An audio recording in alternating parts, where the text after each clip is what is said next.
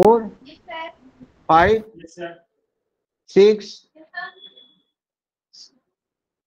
7, 8, 9, 10, 11, 12, 13, 14, 15, 16, 17, 18, 19, 20, 21, 22, 23, 24, 25, 26, 27, 28, 29, 30, 32, 33, 34, 35, 36, Yes, sir. 37, 38, Yes, sir.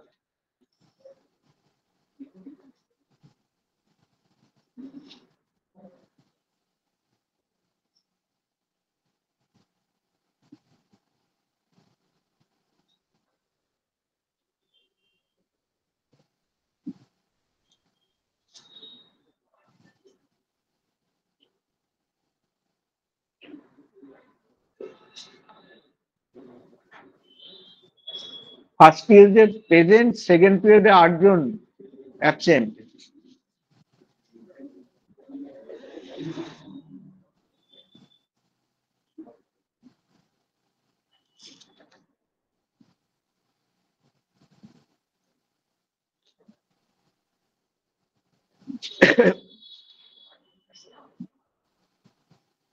পনেরোই August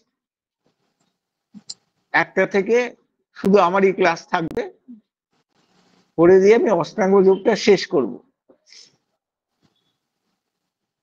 আজকে আমি এর পর থেকে ধরছি। আমি প্রাণায়াম পর্যন্ত পড়িয়েছি, প্রাণায়াম পর্যন্ত পড়ার পর এবার আমি প্রত্যাহার থেকে আরম্ভ করছি।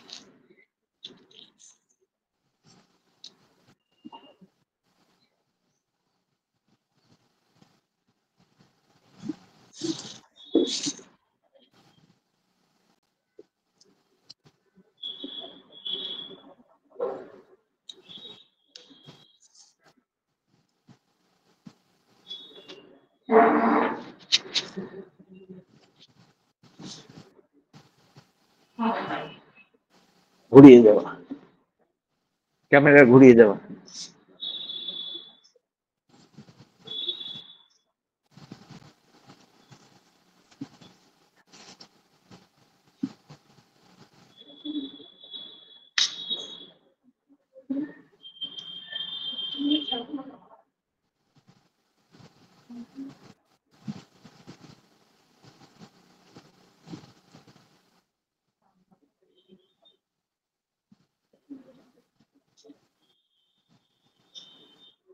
এটা কত নম্বর অষ্টাঙ্গ যোগে?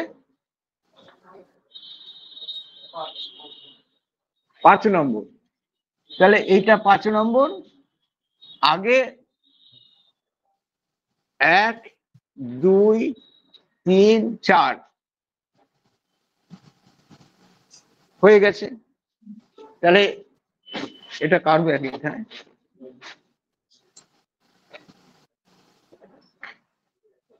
তাহলে 1, 2 হচ্ছে জম এবং নিয়ম। আজকাল শোনেন না, অমুকটা অমুক, অমুকটা তমুক। তার কারণ হচ্ছে জম এবং নিয়ম হচ্ছে কায়া যোগ। কায়া যোগ।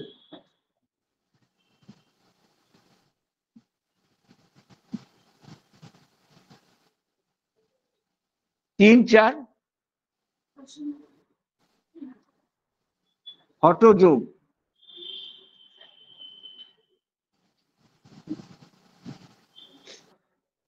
প্রত্যাহার,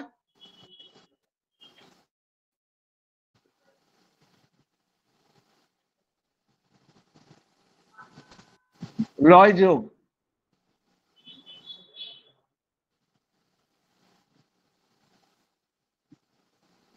6 7,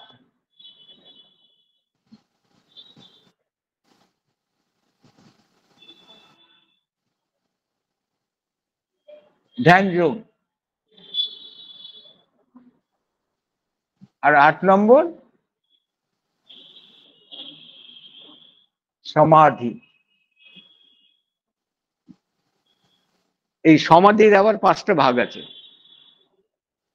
অত ভাগে পড়তে হবে না, সে যে ভাগের মা গঙ্গা পাবে না।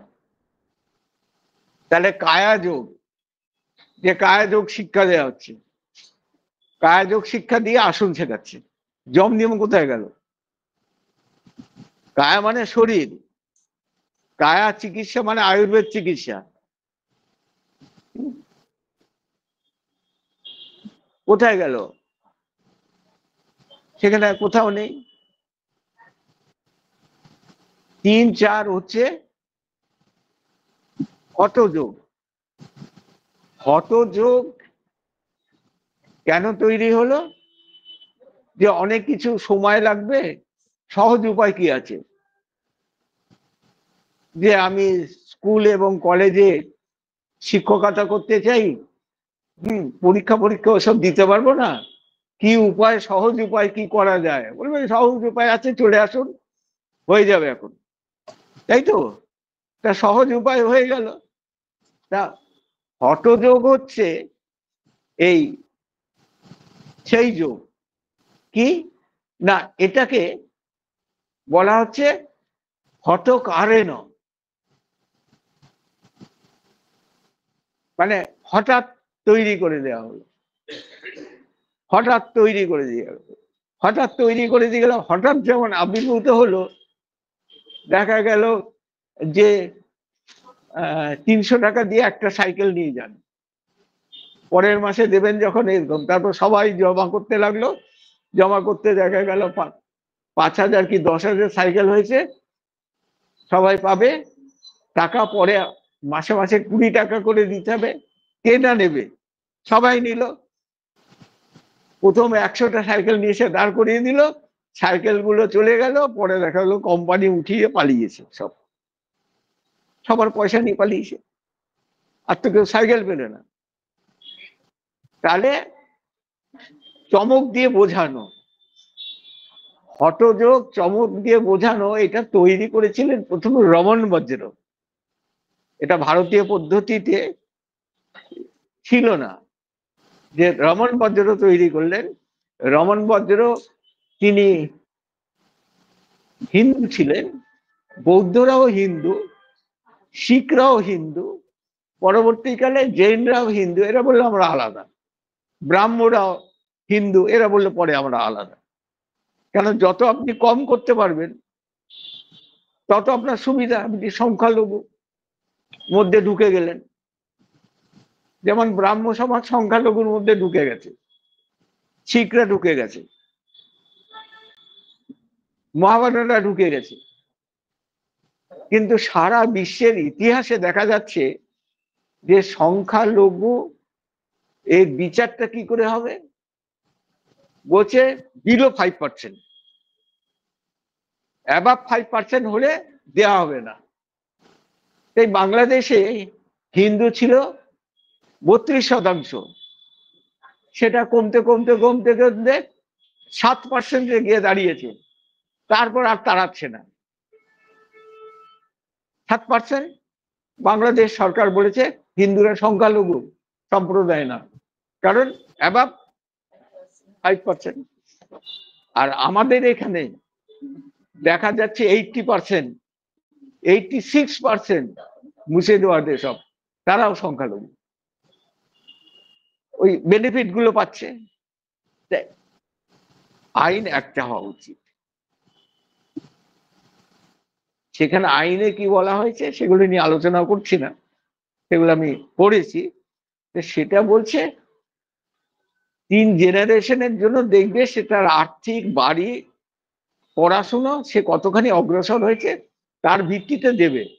এখানে কেউ জাতের কথা বলা হয়নি, কিন্তু আমরা এখানে ঢুকিয়ে দিয়েছি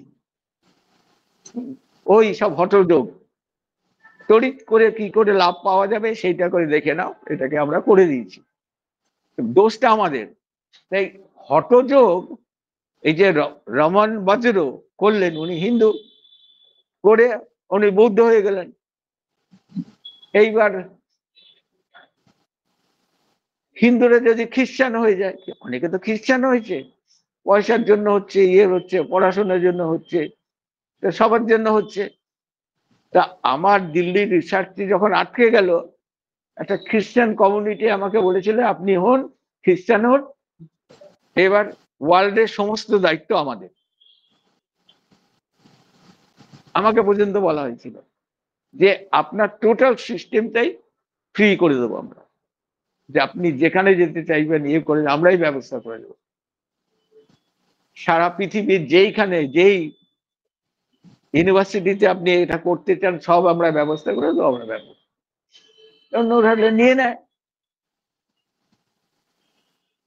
তা আমি তো পাতি হিন্দু, সেই জন্য যাইনি, যে আমার দরকার নেই। হ্যাঁ, তা খ্রিস্টানদের আমি তাদের বলে দিয়েছিলাম খ্রিস্টানদের একটা কনসেপ্ট আছে, সেই কনসেপ্টটার নাম হচ্ছে 2/6 কনসেপ্ট। জানেন এটা কি? 2/6 কনসেপ্ট, এটা ওদের প্রবাদ বাক্য। যা কিছু করো না কেন তোমাকে মাটির নিচে গেঁথে দেওয়া হবে, যে গর্তটা করা হবে সেটা 2 foot by 6 foot, 2 foot by 6 foot, সেই জন্য বলা হয় 2/6 কনসেপ্ট। তা আমি যখন নিলাম না, আমাকে বললে আপনার দ্বারা কিছু হবে না, আপনি 2/6 কনসেপ্টের লোক। হলে কি হবে? যে হিন্দিতে একটা ডায়লগ আছে না, কিছু কথা বললেই প্রতিবাদ করে না, তার বদলে কি বলা হয়? তো এই যে তো শব্দটা, সেটা কিন্তু একটা নিবৃত প্রতিবাদ। হ্যাঁ, তা এই যে হঠযোগ করে দিলেন, আমি যে ডিটেলসে বলছি যেহেতু একটা আরেকটা ক্লাস পাওয়া গেছে, একটা না দুটো পাওয়া গেছে, সেই রমন বজ্র এবার বৌদ্ধরা ওকে, যেহেতু না চ্যাপ্টা নয়, পাহাড়ি লোক নয়, সুতরাং ওকে ওইখান থেকে তাড়ানোর জন্য ব্যবস্থা করা হলো। এবার তাড়িয়ে দিলে উনি চলে এলেন নিজের জায়গায়, এই যে জায়গায় চলে নিয়ে আবার হিন্দুদের যে সিস্টেম ছিল সেই সিস্টেমে গেলেন। ওইখানে বৌদ্ধরা মেরেছিল হিন্দু বলে, এখানে হিন্দুরা মারলো বৌদ্ধ বলে। কি অবস্থা দেখুন, যে 2 in 1 হয়ে গেল। তখন উনি রেগে মেগে এই দুটো গ্রুপকে নিয়ে একটা সুইসাইড স্কোয়াড করলেন, যে এরা এই ধর্মের জন্য, যেটা শিখরা করেছিল, কৃপান পড়বে, ইয়ে করবে, যে কোনো মুহূর্তে প্রাণ দেবে, কাদের জন্য? হিন্দুদের জন্য। পরে বলবে আমরা হিন্দু নই, এরাও করলো হিন্দুদের জন্য আমরা ইয়ে করবো, বৌদ্ধকে আমরা শিক্ষা দেবো। শিক্ষা দিয়ে ওরা তৈরি করলেন এবং বৌদ্ধের সঙ্গে টাগ অফ ওয়ার হলো। এরা বৌদ্ধ পেলে মারছে, আবার বৌদ্ধরা হিন্দু পেলে মারছে। এইবার তখন এই রমন বজ্র সেই প্রাচীন কনসেপ্ট, যে ওদের যে গুরু ছিলেন, সেগুলো এখন পড়ানোর বিষয়, সে হারিপা এবং গলুপা, এই দুজন, এরা ফিজিক্যাল সিস্টেমের উপর নজর দিয়েছিলেন। এরাই তৈরি করেছিলেন ক্যারাটে, কুম্ফু এবং মার্শাল আর্ট।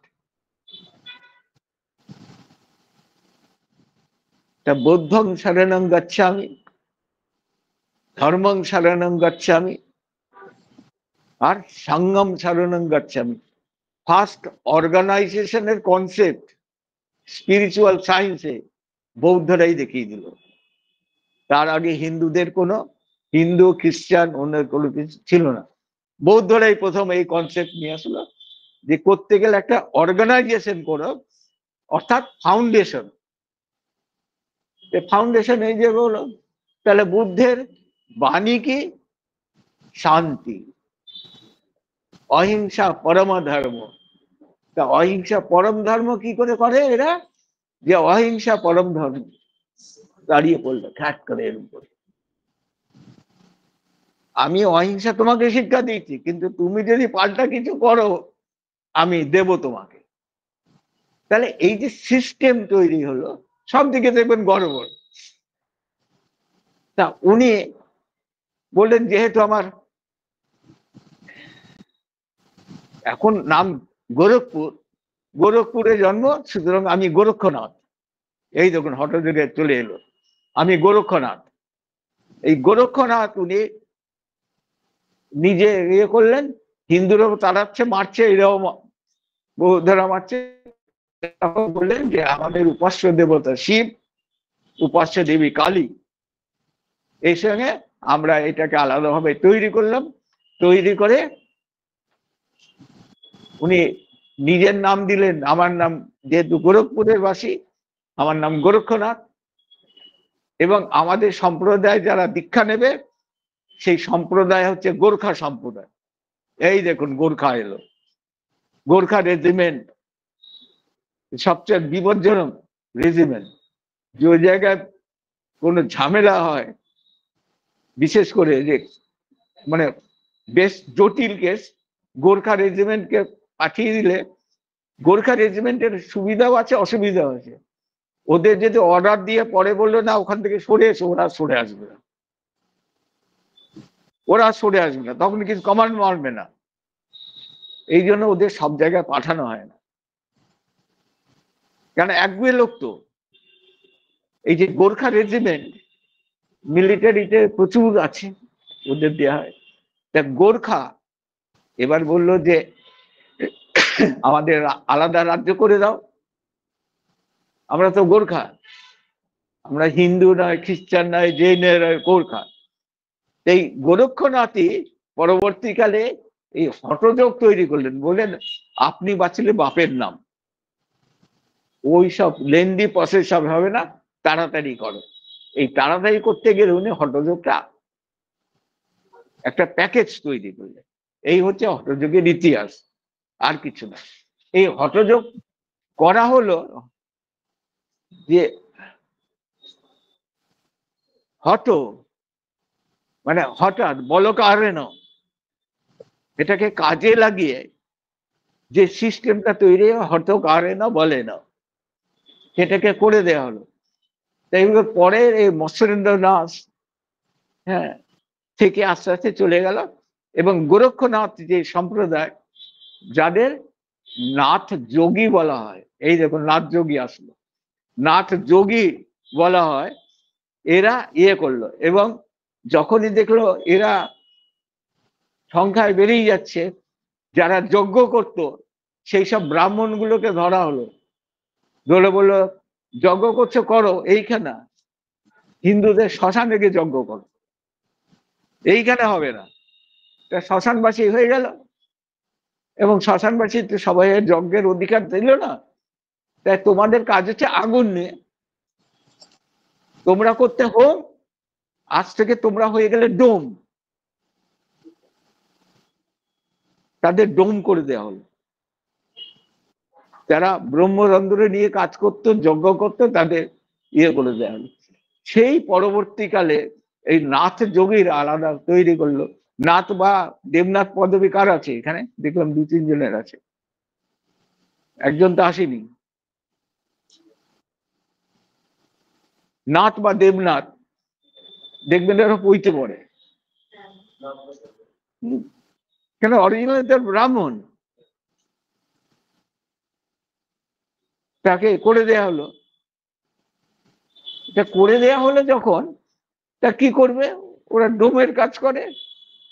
আর এই ক্রিয়া যোগ অমুক যোগ এগুলো করে দিল, আবার তার থেকে ভাগ হলো, সে অন্য ধারা চলে আসলো, সেটা আর বলবো না। এই দুটো বৈষ্ণবিজম এবং ওইসব মিলিয়ে পরবর্তী তৈরি হলো যে বাংলায় ডাক দিলেন যিনি, পরবর্তীকালে তার আর কিছু থাকলো না, দেখা গেল এই দুটোকে মিলে একটা কম্পাইল করে তৈরি করে দেওয়া হয়ে গেছে। এগুলো দিয়ে ঠাকুরনগরে বিরাট একটা অর্গানাইজেশন তৈরি হলো। ইতিহাসটা ভয়ানক অদ্ভুত। দেখবেন মরার খুলি নিয়ে ঢাই কেন আস্তে আস্তে যাচ্ছে, ইয়ে করতে যাচ্ছে সিস্টেম। তা এই যে সিস্টেমটা যখন তৈরি হলো, যে কাদের জন্য এটা, যে একদম শরীরের জন্য ভেবে করা হয়েছে তা তো নয়, যে আগে নিজে বাঁচো তারপর অপরকে বাঁচো, এটাকে তৈরি করে দিল হঠযোগ। তাহলে হঠযোগে আমি যদি শ্বাস প্রশ্বাসের কতগুলো ক্রিয়ার মাধ্যমে আমি কতগুলো দেখিয়ে দিতে পারি, তাহলে ভালো হবে। আমাদের একজন অফিস স্টাফ ছিলেন, কমিউনিস্ট করতেন, মানতেন না, যেহেতু স্ত্রী বলছেন চলো বৃন্দাবনে আমাকে একবার ঘুরিয়ে দাও, নিয়ে গেছেন, গিয়ে স্বর্ণ তাল গাছ গাছে বৃন্দাবনে, সেইখানে একটা কুয়ো আছে, সে কুয়োতের মধ্যে ঝুঁকলে কৃষ্ণকে দেখা যায়। তা কৃষ্ণকে দেখা যায়,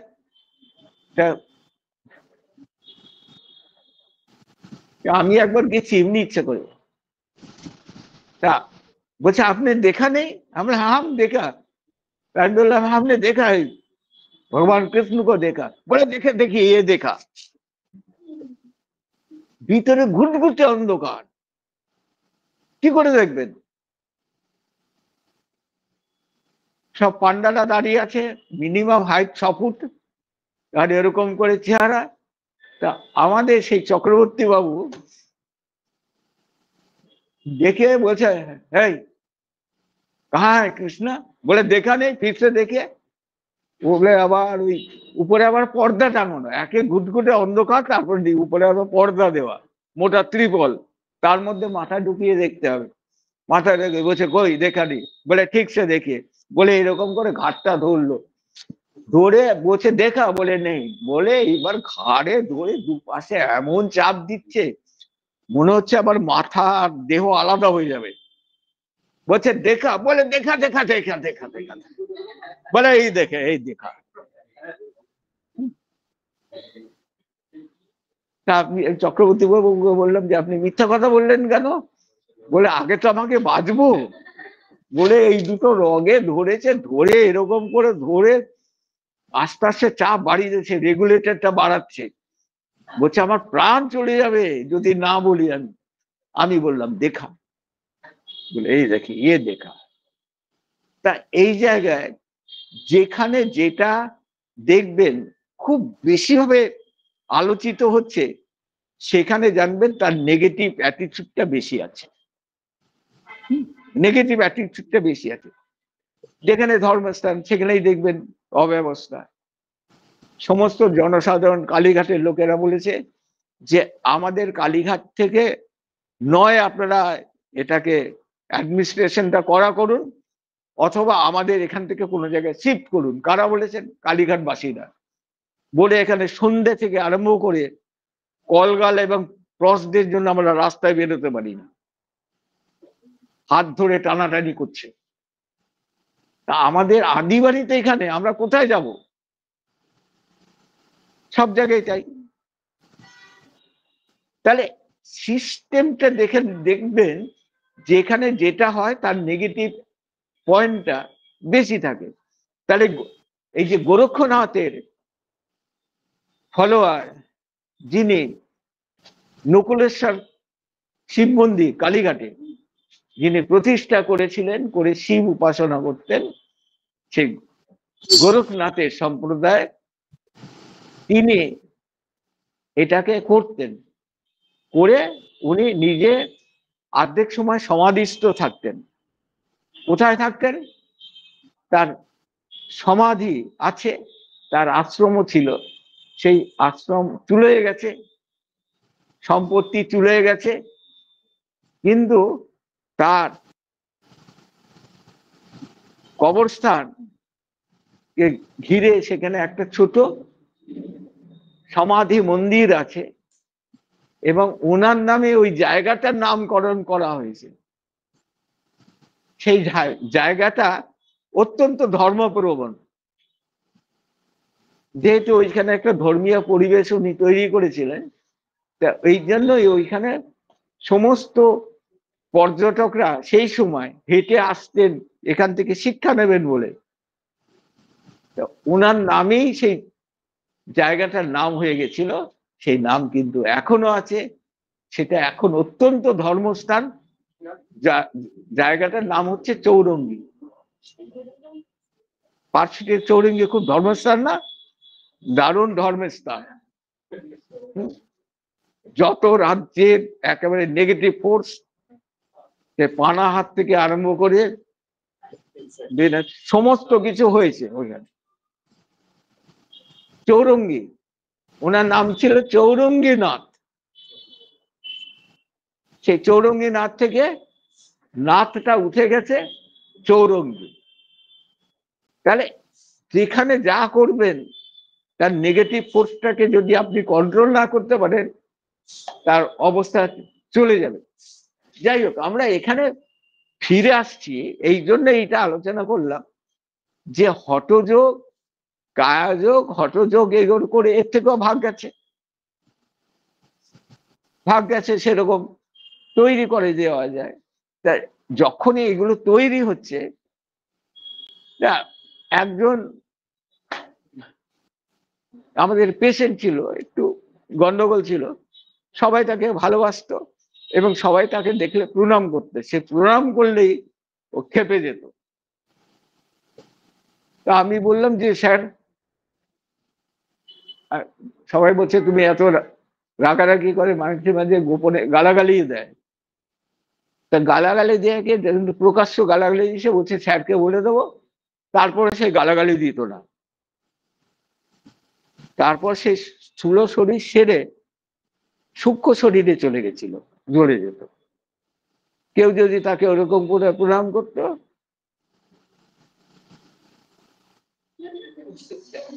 মানে সূক্ষ্ম শরীরে, স্থূল শরীরের আওয়াজ আর বেরোচ্ছে না, বলতো ওই দেখো গালাগালি দিচ্ছে,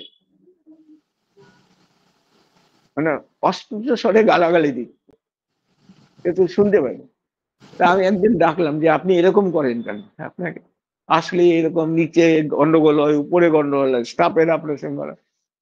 তা বলছে যে স্যার, আপনি তো শুনেছেন প্রণাম করেন, কিন্তু সবার কিছু না কিছু থাকতে পারে, কিছু নেশা থাকতে পারে। আমাকে প্রণাম করে কিভাবে দেখেছেন? আমি বললাম না। বললো কেমন আছেন? এদিকে জ্বলে যাচ্ছে। তো এরকম সবার কাছ থেকেও দেখতে দেখতে প্রণাম করছে, কিন্তু কপালে হাত ঠেকানো, কিন্তু ডান হাতে বুম আঙুল দিয়ে ঘষে যাচ্ছে। গুটকা, তারপর প্যাকেট, তা ওগুলো সে বেশি খেত। তা এবার বললো খেপবে না কেন? তা এরকম করে যদি খেপিয়ে দেওয়া হয়, তা এগুলো হচ্ছে স্থূল শরীরে। তা এইগুলো যখন আমি পুরো হয়ে গেলাম, তাহলে হঠযোগের শেষ লক্ষ্য কি? শেষ তো প্রাণায়াম। প্রাণায়ামে কেবলই প্রাণায়াম যখন হয়ে গেল, যে এনি টাইম, যে কোনো সময় আমি দাঁড়িয়ে আছি, আমি মাথাটা নিচু করে গেলাম, আমি স্তব্ধতা এসে গেল, আমার শ্বাস প্রশ্বাস শুদ্ধ হয়ে গেল। এটা একটা সমাধি। 8 রকমের সমাধি আছে। কাউকে এমন গালাগালি বললাম যে সে গালাগালি বুঝতে পারেনি যে এ আমাকে এরকম করে গালাগালি দেবে, সে শুনে অজ্ঞান হয়ে গেল। এটা বলা হচ্ছে জড় সমাধি। এটাও জড় সমাধি। জ্ঞান লুপ্ত হয়ে গেল, মানে আর সহ্য করতে পারছে না, নিতে পারছে না। তাহলে যখন এখানে হলো, তখন কেবলে কুম্ভক, অষ্টকুম্ভকের পরে, তা অষ্টকুম্ভকের ছন্দটা মনে রাখবেন। প্রথমটা 100%, তারপরে 60%। তাহলে কি সূর্য বেদে শীতলে শীতকারী ভস্তিকা ভ্রামণে মূর্ছা প্লাবন। দেখুন এরকম করে যাচ্ছে রিদমেন, পরপর পরপর এরকম করে যাচ্ছে। তাই মূর্ছা প্লাবনী করলে হয় কি, আপনি মুখ দিয়ে শ্বাস নিচ্ছেন, শ্বাস নিয়ে শরীরটাকে হালকা করছেন। আমি ওয়িং মেশিনে বা ওজন যন্ত্রে দাঁড়িয়ে আছি, আমি করছি, দেখা দেবে ওই 5 সেকেন্ড পর পর আমার 1 কিলো করে ওজন কমছে, মেশিনে দেখাচ্ছে। কেন? আমার শরীরটা তখন বেলুনের কনসেপ্ট তৈরি করে ফেলছি, বেলুনের কনসেপ্ট করে ফেলছি যে এয়ারটাকে আমি ভিতরে ভরে নিচ্ছি, শ্বাস যন্ত্রে না, বিভিন্ন জায়গায় পাঠিয়ে দিচ্ছি যখন, তখন এদের দেখে বোঝা যাবে কি করে, এটা বেশিরভাগই করে ক্রিয়াযোগীরা করে দিয়ে। এখন আমি নাম বলছি না, সারা ভারতবর্ষের মধ্যে একজনকে বলা হতো কাশীর সচল শিব, তিনি প্লাবনীতে সিদ্ধ ছিলেন। এর বেশি আমি কিছু বলবো না, কেন তার যে ইতিহাস পাওয়া গেছে সেটা উপর মহলের সঙ্গে খুব একটা বেশি পাওয়া যায়নি। বুঝতেই পারছেন কার কথা বলেছি।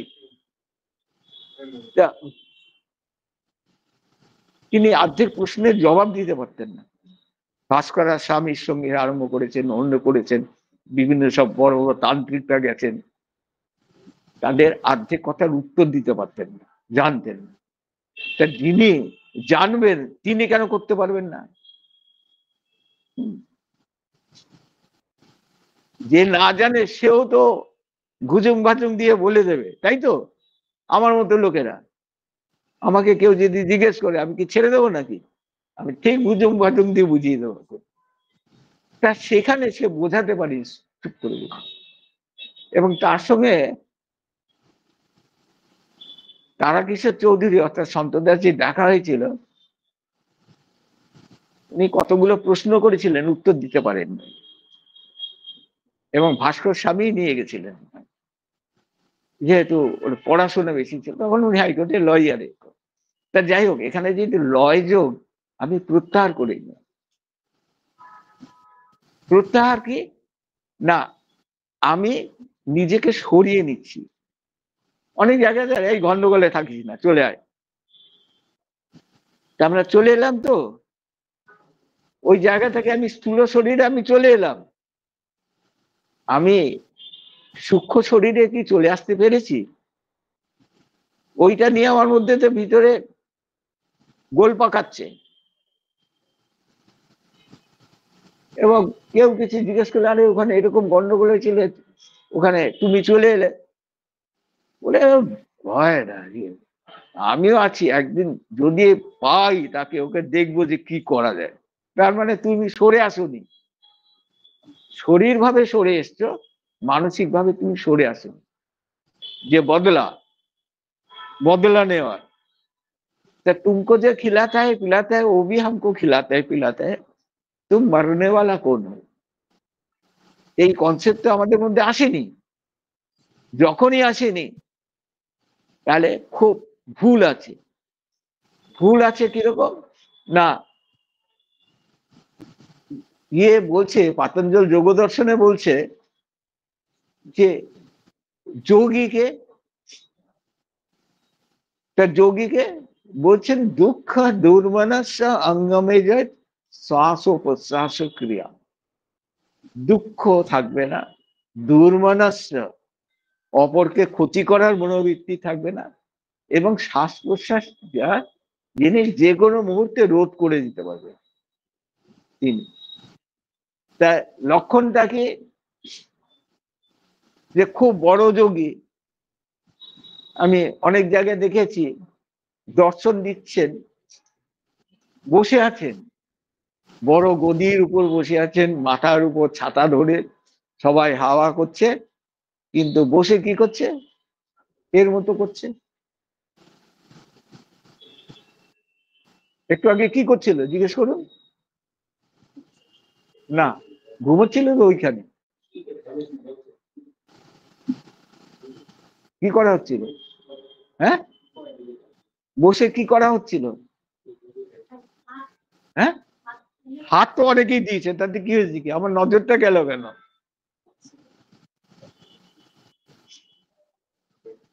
তা বলছে কি যে শরীর দুঃখ দুর্মানস অঙ্গ মেয়ে যায়, অঙ্গে শরীরে বাহ্যিক শরীরে কোনো কম্পন থাকবে না।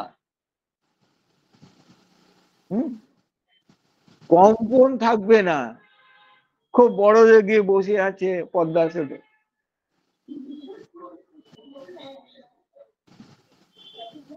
ঠিক আছে? তাহলে পা অটোমেটিক মেশিনে চলছে, যে ভাইব্রেশনে চলছে, আর ওইখানে তো জড় সমাধিতে যাচ্ছে, কিন্তু চোখ বুঝে আছে, কি পড়াচ্ছে এখন জিজ্ঞেস করলে কিছু বলতে পারবে না। সমাধি শুনেই সমাধি চলে গেছে, রামকৃষ্ণ দেবের মতো। তাহলে লয় যোগ কি, যখন আমার কেবলই কুম্ভক হয়ে গেল, যে কোনো মুহূর্তেও কোনো পদ্ধতি ছাড়াই আমি সরিয়ে নিতে পারবো আমাকে, তখন আমি প্রত্যাহারে গেলাম। সোজা নয় কিন্তু। এখন বলেন এগুলো করেছে, এবার এটাকে প্রত্যাহার করো। সবাই বলে প্রত্যাহার করেছ, বলে হ্যাঁ স্যার প্রত্যাহার কিয়া, বাস পরে আরম্ভ করে দিচ্ছে। কি প্রত্যাহার করলো, কি করলো? হ্যাঁ, সেইটা তো হলো না। এখন সেই জন্য শিবরাম চক্রবর্তী লিখেছিলেন যে মানুষজন এরকম আহাম্মক আর পাওয়া যায় না, যে এরা অঙ্ক একটু পড়েনি। ভাব প্রকাশের জন্য তো অঙ্ক লাগে, অঙ্ক দরকার। ভাব প্রকাশের জন্য অঙ্ক কিরকম না, অঙ্ক হলে ভালো হয়। রাজীবের বাবার সঙ্গে রাস্তায় বাজার যাওয়ার সময় দেখা হলো, জিজ্ঞেস করলাম কেমন আছেন, বললো কেটে যাচ্ছে। বললো কি কেটে যাচ্ছে, কতখানি কেটে যাচ্ছে, কি হয়েছে, কিছুই তো বুঝলাম না। অনিল বাবুর সঙ্গে রাস্তায় দেখা, বললেন ভালো তো, বললেন চমৎকার। এই চমৎকার মানে কত, 100%, 80, 70, 60 না 40, কত, কতখানি চমৎকার, এটা বোঝা গেল না। তা আমাদের একজন পরিচিত ছিলেন, ইনস্টিটিউটে আসতেন, তার মুদ্রা দোষ ছিল চমৎকার, ফার্স্ট ক্লাস, এই বেশ জোর করে বলতেন ফার্স্ট ক্লাস। জিজ্ঞেস করতাম চা খাবেন নাকি, ফার্স্ট ক্লাস। কেমন চা হয়েছে, ফার্স্ট ক্লাস। এই দ্বিতীয় আর কোনো শব্দ পাওয়া যেত না। তারপরে ও পাশের বাড়ি যে সে আসতো, সে এসে আমাকে বলছেন স্যার শুনেছেন? আমি বললাম কি? বলে স্ট্রোক হয়েছিল, মারা গেছে। মারা যেতে তখন আমার ঘরে বসতে আমি একটু জোরের সঙ্গে বলে উঠলাম ফার্স্ট ক্লাস। বলে হ্যাঁ, মানুষটা মারা গেছে আপনি ফার্স্ট ক্লাস বলছেন? আমি বললাম ওনাকে শ্রদ্ধা জানালাম, উনি তো ফার্স্ট ক্লাস বলেই চলে গেছেন। কেউ বলেন কাজে কাজে, কাজে কাজে, কেউ বলেন ঠিক আছে।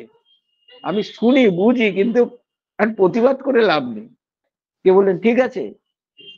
আমাদের এক ছাত্রী নোট করতো, কিছুক্ষণ পরে বলছে স্যার এইটা লিখলে হয় না, একটা উল্টো পথ হয়ে গেল, ডিকটেশনে লিখতো। আমি বললাম এটা লিখবে, সঙ্গে সঙ্গে আমাকে বলতো আপনি বুঝতে পেরেছেন তো আমি কি বলছি, হাতে এরকম করে। অনেকে দেখবেন এটা আছে, বুঝতে পেরেছেন তো আমি যা বলছি, বুঝতে পেরেছেন তো? তাহলে অপরকে আমি বোকা ভাবছি, আমার থেকে তস্য বোকা আর কেউ নেই। তাহলে এই মুদ্রা দোষের মধ্যে ধরা হয় আমাদের গতি প্রকৃতি, যে আমার পরিবেশটা কেমন আছে, আমি মানুষটি কিরকম। ক্যালকাটা ইউনিভার্সিটিতে অধ্যাপককে যদি বলা হয় ফলো মি, আমি যা বলছি ফলো মি বলা হয়, সে কতখানি অপমান করছে সেটা বুঝতে পারছে না। তাহলে কথায় এক কথায় করতে হবে। শিবরাম চক্রবর্তী লিখেছিলেন এই শব্দটা ঠিক করে দেওয়া সংখ্যায়, যে পড়াশোনা কেমন হচ্ছে, 76। সকালে বলে সকালে খেয়েছি একেবারে বাজে 30, দুপুরবেলা খাবারটা খেয়েছিলাম 70, পার্সেন্টেজ বলছে। তো এইরকম পার্সেন্টেজ বললে বোঝা যাবে যে একটা মানুষের গতি প্রকৃতি কিরকম। তাই বলছেন কথা একবার বলবো। এই বলে উনি পারস্যর একটা গল্প বলেছিলেন, 3 কন্যা, রাজকন্যা এত অ্যাডামেন্ট, ওদের বিয়ের যখন সম্বন্ধ দেখা হচ্ছে তখন বলছেন যে তোমাদের কি আছে, কি তোমাদের তো ডিমান্ড একটা জানতে হবে। বলছে আমার যাদের সঙ্গে বিয়ে হবে খাওয়ার আগে আমরা মখমলের জুতো দিয়ে 30 ঘাট জুতো মারবো মাথায়, এইটা যদি সহ্য করে কেউ আসতে পারে আসবে। এরকম খুঁজছে, পায় না, পেলো এরকম যে রাজবাড়িতে থাকবে, রাজকন্যার স্বামী হবে। 3 জন এসেছে, 3 জন, তাই দিয়ে সব সাজিয়েছে, এরকম আড্ডালিরা সাজিয়েছে, খেতে বসছে। রাজকন্যা বলছে খেতে বসালা, না খেয়ে খেতে বসছো কেন, না খেয়ে খেতে বসছো কেন, তার মানে আগে কি খাবে, জুতোর বাড়ি, না খেয়ে খেতে বসছো কেন। সেই জন্য জুতোর বাড়ি খেতে খেতে সব তো বিমার হয়ে গেছে। 4 বেলা খাচ্ছে, 30 বার করে 120 বার জুতোর ঘা কাটছে মাথায়, ব্রেনের গিলে ফিলে সব নড়ে যাচ্ছে। তা ওই করে ওরা সহ্য করে আছে, সব বিভিন্ন মহলে রয়েছে। 3য় জন আসলো, দেখলো ঝাঁকড়া চুল, আরো চুল বেড়েছে, কি হলো, আমাদের তো টাক হয়ে গেছে। 2জন বলছে, বলছে তোমরা কথাবার্তায় প্রথমে ঠিক করতে পারোনি। বলছে কি করবো, 3জনের পছন্দ ছিল বিড়াল, 3জনের বিড়াল ছিল। তা বাড়িতে নতুন লোক দেখেছে, তার গায়ের মধ্যে দিয়ে যাচ্ছে, পায়ের ফাঁকতে দিচ্ছে, ও সরিয়ে দিয়েছে, 2 বার সরিয়ে দিয়ে সরিয়ে দিয়েছে। তখন তারপর বলছে ও কিন্তু খুব আমার আদরের বিড়াল, বলেছে আচ্ছা। আবার এসছে, পা দিয়ে সরিয়ে দিয়েছে, সরিয়ে দিয়ে চুপ করে ওর দিকে তাকিয়ে বললো একবার। কিছুক্ষণ পরে অন্য জায়গায় গিয়ে দাঁড়িয়েছে, ও আবার গিয়ে ঘা গেছে, কোলের উপর বসছে, ও উঠে দাঁড়ালো, কোল থেকে পড়ে গেল, বললো 2 বার। 3য়বার যখন এই করেছে, 3য়বার যখন হলো, ছাট করে তলোয়ারটা বের করেছে, এক কোপে বিড়ালটাকে কেটে ফেলেছে। তখন বলছে কি তুমি বিড়ালটাকে কাটলে কেন, বলছে বেয়াদবি আমি সহ্য করি না, 1বার সহ্য করেছি, 2বার সহ্য করেছি, 3বারের বেশি আমি সহ্য করি না। বলছে তা বলে তুমি বিড়ালটাকে মারলে, হ্যাঁ তুমি এরকম পশু হত্যা করলে, তুমি কি মানুষ। তখন বলছে যে ও করেছে তো ওর জন্য, সেই জন্য শাস্তি ভুগতে হয়েছে। তখন বলছে এরকম আচরণ জানলে আমি তোমাকে বিয়ে করার অনুমতি দিব না। তখন বলছে যে জানো তুমি কি করেছে, ও রাজকুমার দাঁড়িয়ে বললো 1বার। তারপরে যে রাজকন্যা চুপ করলো, জীবনে আর কথা বলেনি। যে তো দেখলো 2, 3 হলেই যে কি গতি হবে, সহ্য করা। তা এই হঠযোগে 1টা পর্যন্ত আমরা সহ্য করতে পারি ফিজিক্যাল, পরে আর সেই লোডটাকে আমরা নিতে পারি না। এটা হঠযোগের বিরাট একটা দোষ। ছোটখাটো যেগুলো আছে, আপনি হাঁপানি কমাবেন, ডায়াবেটিস কমাবেন, রোগের ক্ষেত্রে একটু ফিজিক্যাল এবং নার্ভের অবস্ট্রাকশন, এগুলো সব ঠিক আছে, কিন্তু এইটা দিয়ে উপর মহলের সঙ্গে যোগাযোগ হবে না। তখন আপনাকে লয় যোগে সরে আসতে হবে। সরে এসে এইখানে যখন থাকলেন, প্রত্যাহার হয়ে গেল, এটা থেকে সরে আসলেন। সরে আমরা অনেক কিছু থেকে সরে আসি, যেমন সুনীল গঙ্গোপাধ্যায় আছে, দেশ পত্রিকায়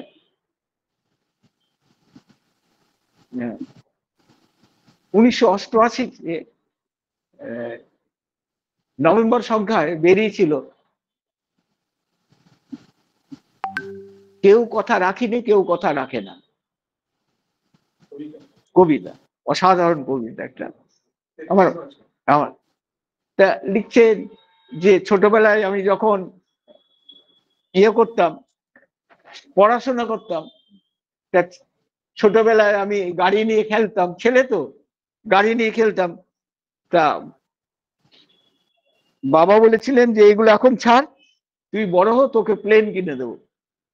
বাবা প্লেন কিনে দেয়নি। মাস্টাররা এই বলেছিল, সুদেশনা বলেছিল তোমাকে ছাড়া জজ দেবো না, ভালো পার্টি পেলো তাকে বিয়ে করে সরে গেল। সুদেশনা কথা রাখেনি। 25 বছর হয়ে গেল, আমি পড়াশোনা করে বেকার হয়ে বসে আছি। সরকার আমাকে বলেছে চাকরি দেবে, সরকার এখন আমাকে চাকরি দেয়নি, আমার বয়স হয়ে গেছে। লিখেছে কেউ কথা রাখে না, কেউ কথা রাখে রাখে না, রাখেনি। ওনার অসাধারণ একটা কবিতা, আমার সঙ্গে পরিচয় ছিল, যেহেতু বিশ্বভারতী যখন পড়াতে যেতাম দেখা হতো সঙ্গে, তা বললেন সন্ধ্যেবেলা চলে আসবেন। আমি বললাম না না, আমি সন্ধ্যেবেলা একটু ব্যস্ত থাকি। বলে আপনি কি জব দেনে? আমি মাথা নিলাম, আমি মাথা নাড়লাম। কেন?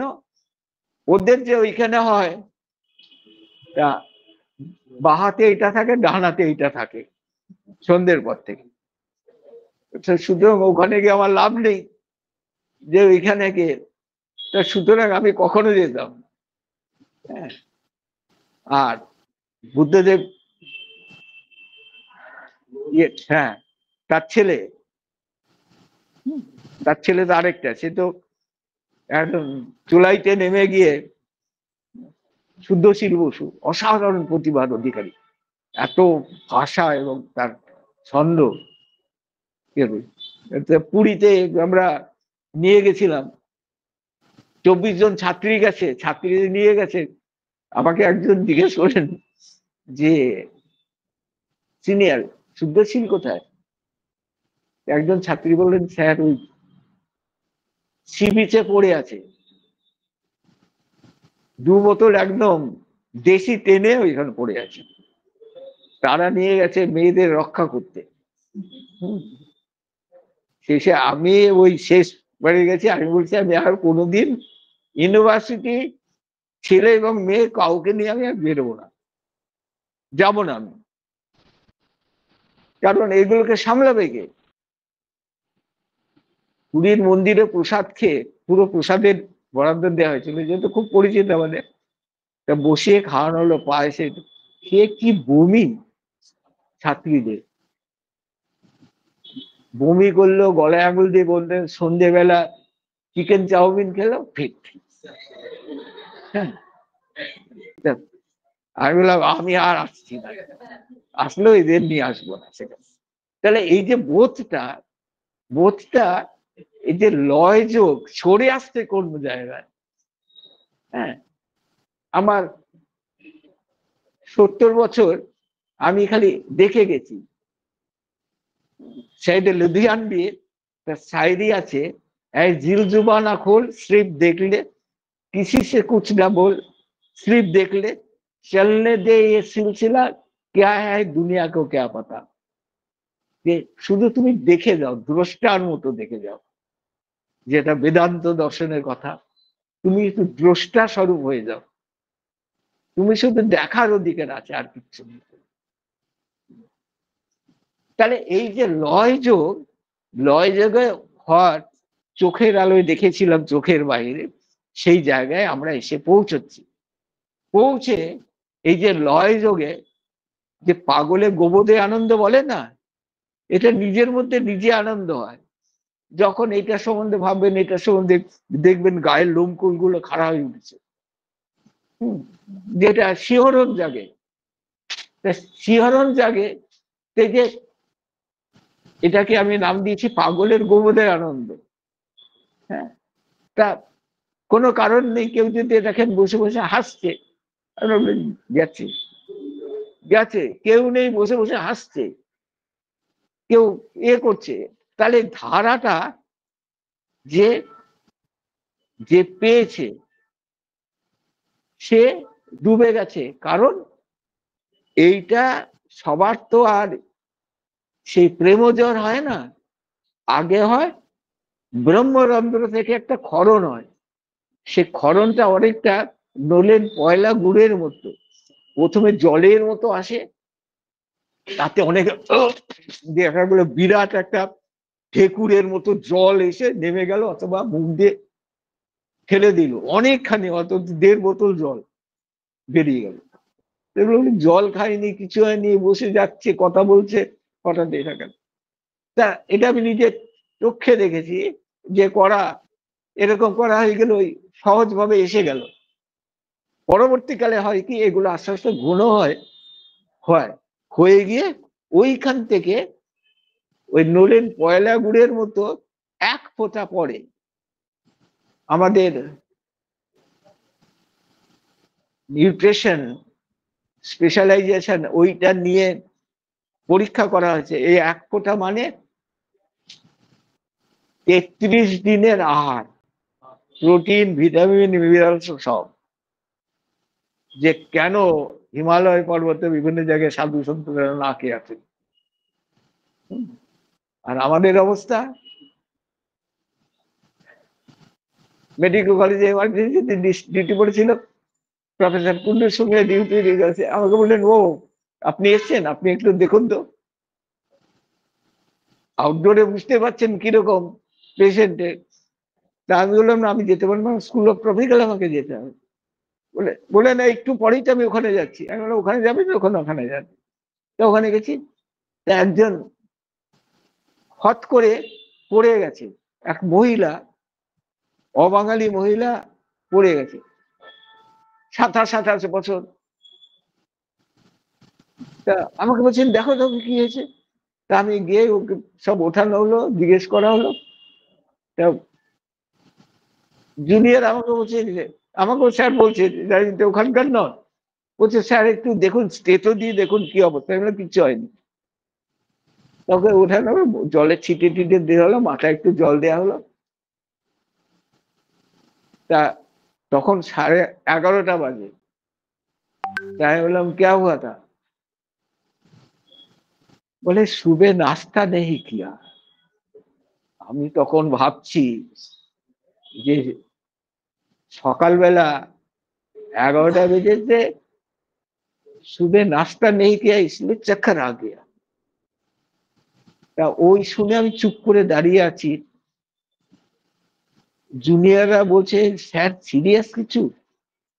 আমি তখন লয় যোগে চলে গেছি, কারণ হঠাৎ আমার খেয়াল হলো, আরে আমিও তো খাইনি কিছু। আমাকে ভয় ধরিয়ে দিল। আমি ভোরবেলা উঠে বেরিয়ে গেছি, আমার তো কিছু খাওয়া হয়নি। তাহলে এই এই যে সিস্টেমটা, এই সিস্টেমটা আমি একটাকে তৈরি করে দিয়ে নিজেটাকে সরিয়ে নিয়ে আসলাম। যখনই আমি সরিয়ে নিয়ে আসলাম, আমি আমার ভিতরে রূপসাগরে ডুব দিয়েছি অরূপ রতন পাবো বলে। তখন আমার মনের মধ্যে একটা ধারণা হয়ে গেল। এই ধারণা আসলো, ধারণা হচ্ছে কনসেপ্ট তৈরি হলো। অর্থাৎ প্রতিটা যখনই কিছু আমি ভাবনা চিন্তা করছি, তার একটা প্যাকেজ তৈরি হচ্ছে। এই পর্যন্ত বলে থাক। এবার ধারণায় অনেকগুলো ধারণা, যে তোকে এমন দেব না তুই ধারণা করতে পারবি না। এই দেখুন ধারণা এসে গেল। ধারণার যে প্রকাশ, আপার আছে, লোয়ার গেদেও আছে। কিছু প্রশ্ন হলো, পরে ধারণা ধরবে। লয় যোগটা একটু পড়ালাম অন্য দিক দিয়ে। বইয়ের দিক দিয়ে পড়াতে গেলে তো বইটাই আছে, বইটা দেখে নেবেন। বলুন কিছু যদি প্রশ্ন থাকে এই পর্যন্ত। আর যাদের যাদের সময় হয়ে গেছে, রিটার্ন টু দ্য প্যারাডাইস চলে যেতে পারেন। যাদের সাবজেক্টটা খুব মজার, আমার নিজের সাবজেক্ট নয় যোগ, কিন্তু আমি পড়াতে পড়াতে, আর কোইন্সিডেন্ট, যখন এখানে কোর্স আরম্ভ হলো, সেই 82 ব্যাচের ছাত্ররা ছাত্রছাত্রীরা আমাকে বলেছিলেন, স্যার নিউট্রিশনের যদি একটা বই লিখে দেন। আমি বললাম নিউট্রিশন বই কেন? বলছে আপনি তো খাদ্যতত্ত্বে। আমার তখন মনে হলো হ্যাঁ, আমার সাবজেক্ট তো সেটা। আমি একটা ছোট এখানকার জন্য লিখেছিলাম, সেটা কপি করে দেওয়া হয়েছে। তারপর ওগুলো নিখোঁজ হয়ে গেল। কোইন্সিডেন্ট, সেদিন ফাইল ঘাটতে ঘাটতে পেয়ে গেলাম। আমি বললাম পেয়ে গেছে যখন, এই বছরই পুজোর পরে ওটা ছাপিয়ে দিয়ে দাও, যে ভিটামিন, প্রোটিন, রাইবোফ্লাভিন, তার কার্যকারিতা কি, কতটুকু জল খাওয়া উচিত, হ্যাঁ, তার সম্বন্ধে একদম সে অ্যালান ডেভিস, জিডি কাস্তো, আচার্য পিসি রায়। আর একটা জিনিস শুনলে অবাক হয়ে যাবেন, যে খোঁজ করে খোঁজ করে পেয়েছি, খাদি গ্রামোদ্যোগ ভবনের সঙ্গে আমার ভালো পরিচয় ছিল, কারণ ওইখানে আমি মহাত্মা গান্ধীর রচনাবলী কিনতে গেছিলাম। তা ওরা আমাকে বললো যে বাংলা में तो नहीं है, हिंदी है और इंग्लिश है। তাই বললাম দিখাইয়ে, টাকাও নিয়ে গেছি। টাকা নিয়ে স্প্ল্যানেডে, মেট্রো সিনেমার উল্টো দিকে, ওখানে কিনতে গেছি। বলছে आप लीजिएगा। हम बोला हाँ। बोला कैसे लीजिएगा? আমাকে প্রশ্ন করছে कैसे लीजिएगा। তা আমি বললাম लेंगे। बोले नहीं, आप अकेला तो होगा नहीं। আমি বললাম একেলা হোগা নেই, তুমি যাও, আমাকে আমি ট্যাক্সি করে যাই করি। তা পরে আমি দেখলাম যে লোকটা যা বলছে আমি আস্তে করে বললাম, আমি বললাম রচনাবলী कितना खंड है? बोले 110। 110 খণ্ড আপনার মধ্যে শোনেননি? উনি দুই হাতে লিখতেন, বাঁ হাতে গুজরাটিতে লিখতেন, ইংরেজি আর হিন্দিতে লিখতেন ডান হাতে, এট এ টাইম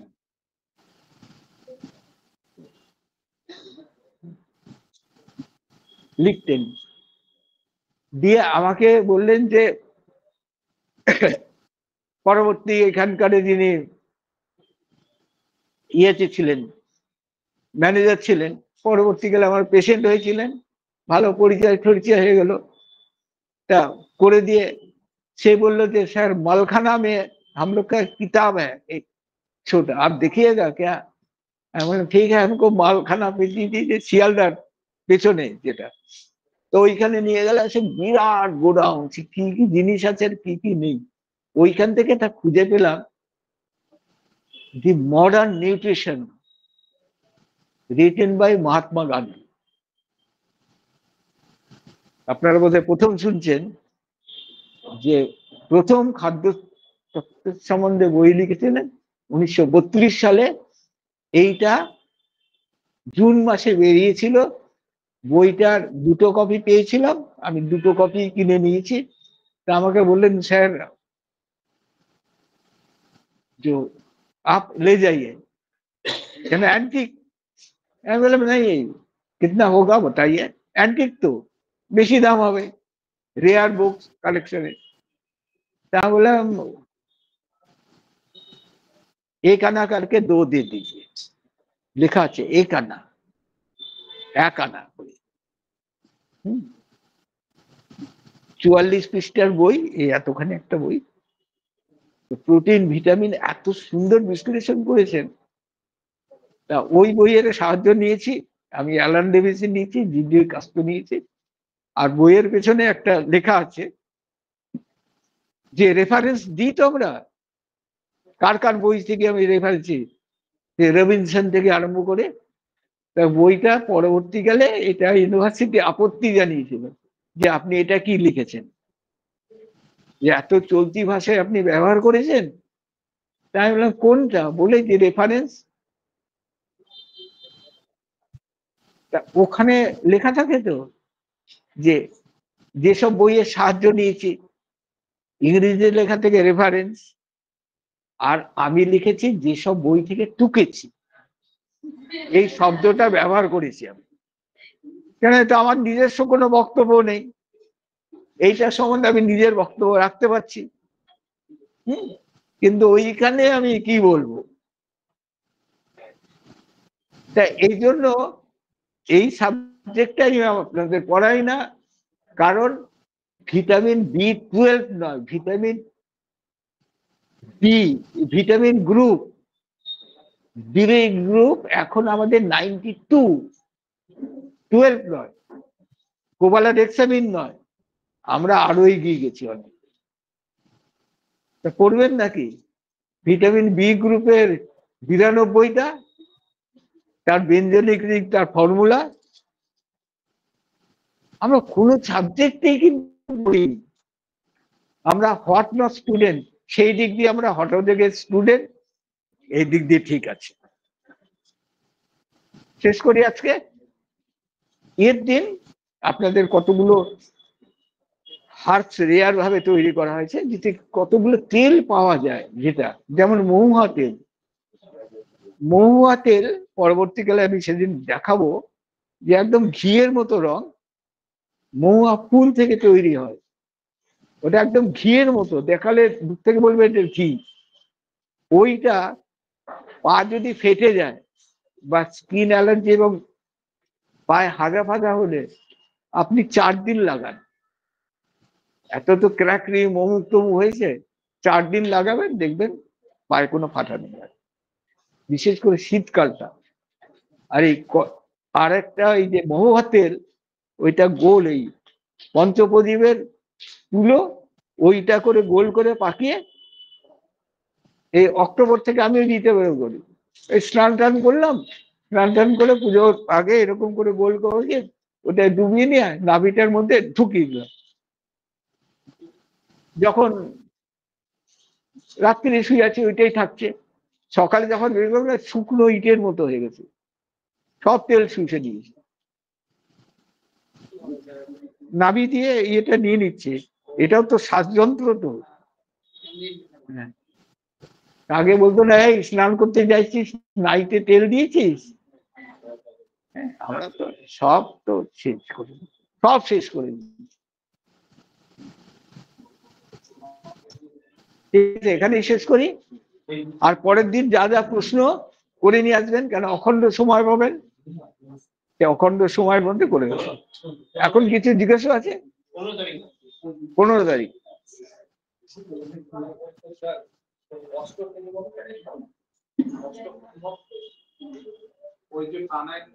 ওইটাই, হ্যাঁ, আপনি এটা প্র্যাকটিস করছেন কেবলিতে যাওয়ার জন্য। হ্যাঁ, ওই সূর্য বেদন উজ্জাই, শীতলে শীতকারী ভস্তিকে ভামারি উৎসব লাবণী, শরীরের 8টা অঙ্গকে আপনি কন্ট্রোলিং সিস্টেমের মধ্যে নিয়ে আসছেন। সেইটা তো কেবলে আপনি কতক্ষণ করবেন, তার আগে আপনি শরীর শোধন করেছেন, শরীর শোধন করেছেন। আপনি বললেন আমি মাস্টার ডিগ্রি করব, আপনি মাস্টার ডিগ্রি করছেন, আপনি গ্রাজুয়েশন করেছেন?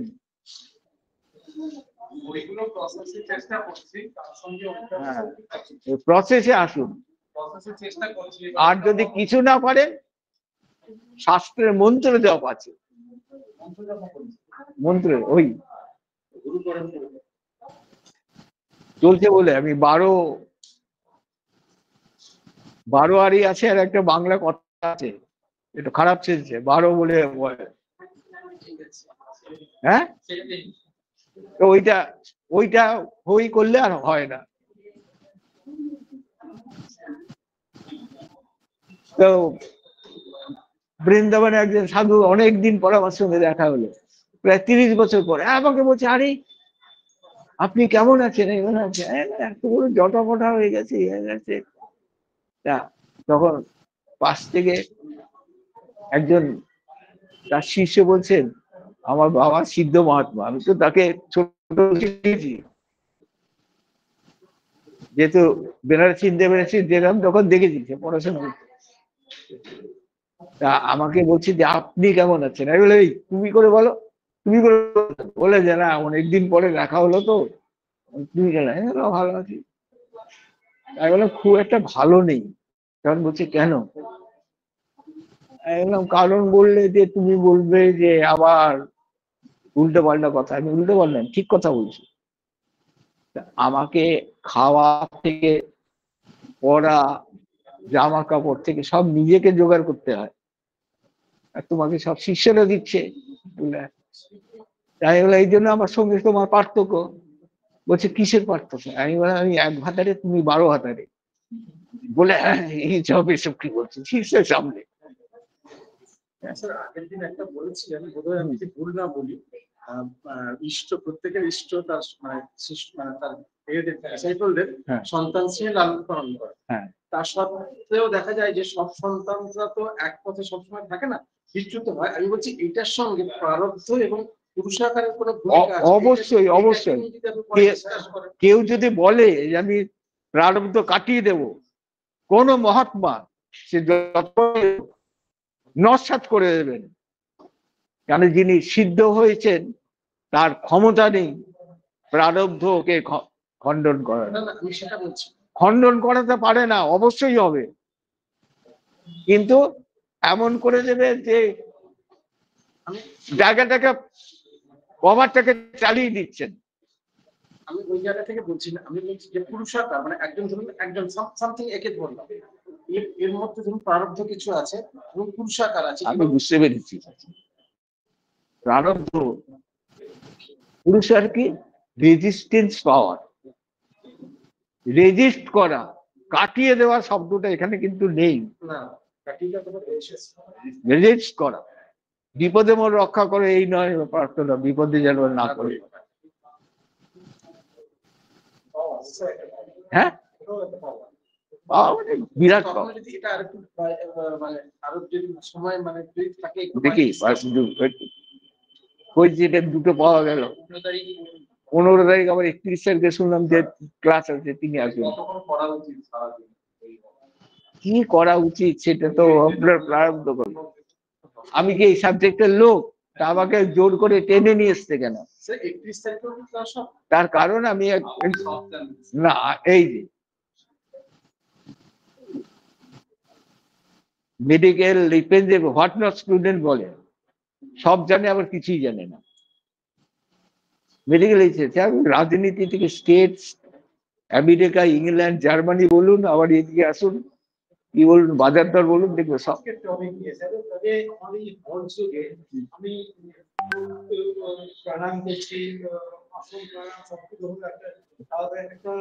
এটা বন্ধ করেছি না দেখি। হ্যাঁ